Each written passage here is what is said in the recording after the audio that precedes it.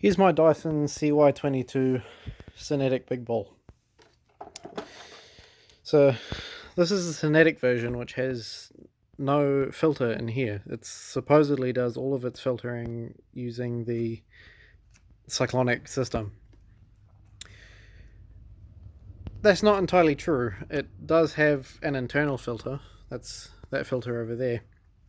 I opened this one up because it was having an issue where it was on startup blowing out big clouds of dust out of the exhaust.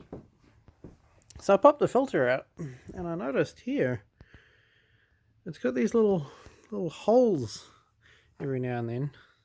There's a big lump of dust there. This is on what's meant to be the clean side of the filter, and there's these holes. And if you look at it just right, you can see the whole way through. So the filter actually it blows these holes in it, and then it no longer actually does any filtration. So this filter is completely toast, no longer functional.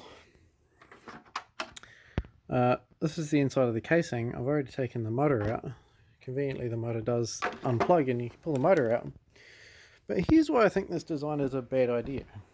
So this motor has effectively, it has no pre-motor filtration. It only has the cyclonic system to filter out any dust. And so this is the motor here. And it's just absolutely caked with dirt.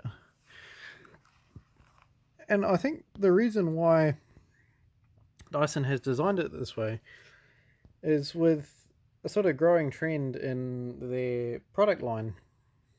They sort of design things to work just long enough that sort of most people will get it, they'll use it for maybe 2 or 3 years, and then they'll be happy with it, they'll buy the next one, they'll get rid of the old one. So I think they've designed it just well enough that the first owner probably won't notice any of these issues. It'll probably work well enough,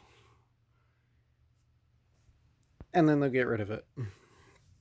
But here's the issue. It still keeps running, and people still want to keep using it. Thankfully, the bearings seem not too bad.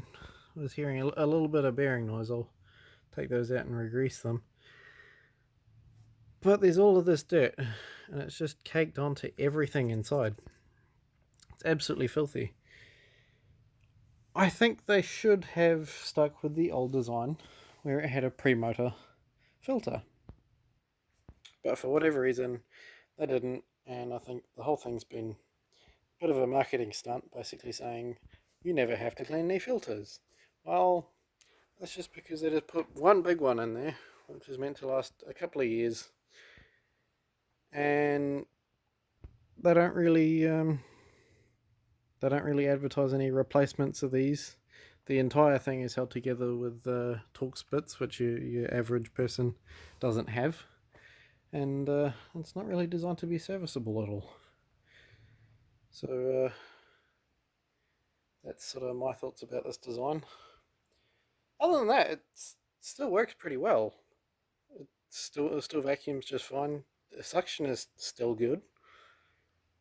But I only opened it because of these holes and how it was popping those holes in there. So I'm going to see if I can find a replacement filter for this. I'm going to clean everything up, re-grease those bearings, and in theory everything should be as good as new. But as you've just seen, good as new isn't that good.